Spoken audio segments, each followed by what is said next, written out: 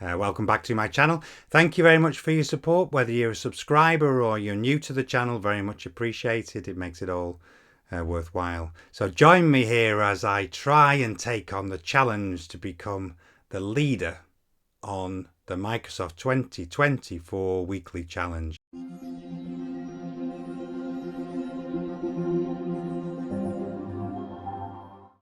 So in this video I'm going to take you through the three elements of this challenge and how you can squeeze and shave those few seconds off to get you up at the top of the leaderboard. You need to be tenacious and you need to be patient.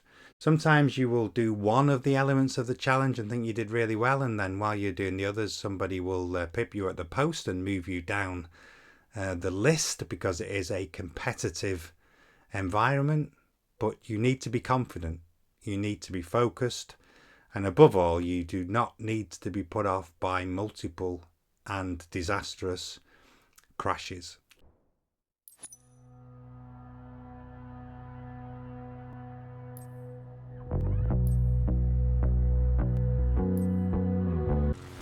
So you need to start from the beginning, 3, 2, and then full throttle, so that when you get to 1 and the aircraft is moving, you want to be tight on the turns and make sure that you can stay below the top of the gates.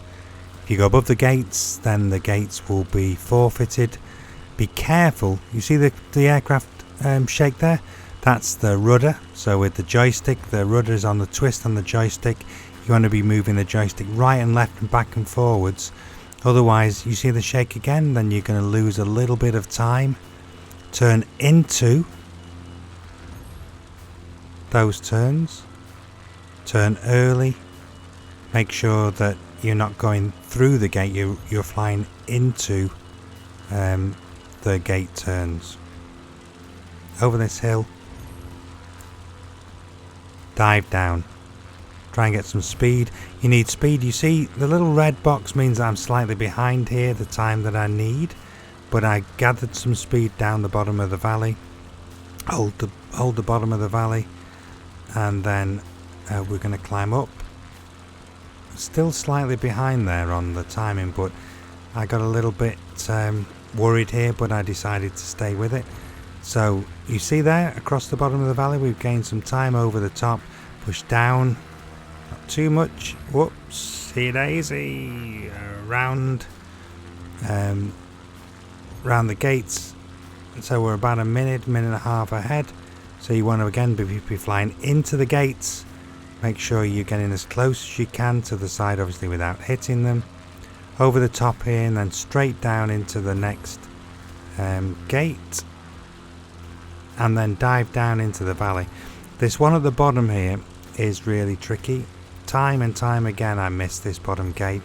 You really need to dive down, be between the two sides of the gate into the valley, and then a tight left turn to get into the run up to these two gates before then flying over and diving down over the finish.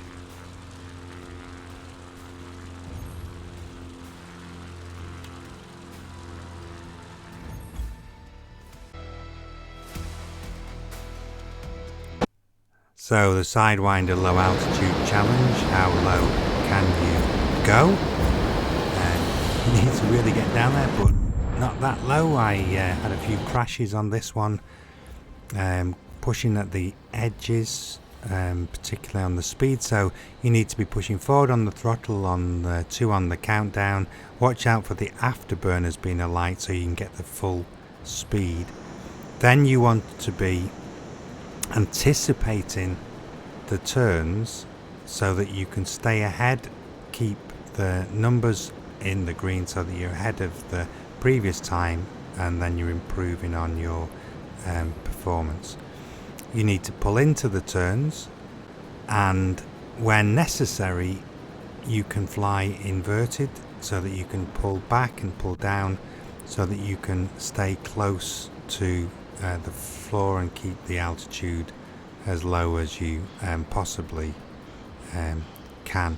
This is actually a relatively straightforward challenge. You just need to be careful that you fly between the high peaks and that you obviously don't fly too low. Unlike some of the other challenges, there are no large pylons here, there are no large obstacles that you can bump into. The main problem though is if you get too carried away, and obviously if you go too fast around these corners, then you're going to run into some of these peaks.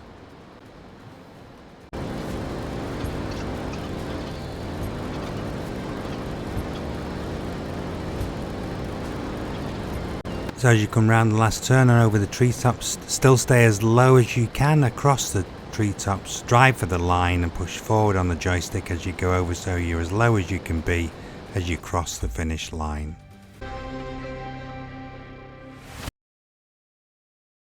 So this one is a tricky one. I ran into the hillside quite a few times. A few times because I used too much flaps. You really don't bother with the flaps because you need the speed here with the altitude, and the other few times because I let the speed bleed off too quickly. You want to stay up around 90 or 100 knots. Maintain the altitude as you come right towards the runway. You can see the runway up ahead. You want a little bit of speed because the runway is uphill as you come down for the landing. You'll get quite a lot of warnings because of the hillside ahead of you in terms of minimums and in terms of pull up, but you just need to maintain your calm, maintain the approach onto the middle of the runway, and maintain the speed until you touch down around those white touchdown points.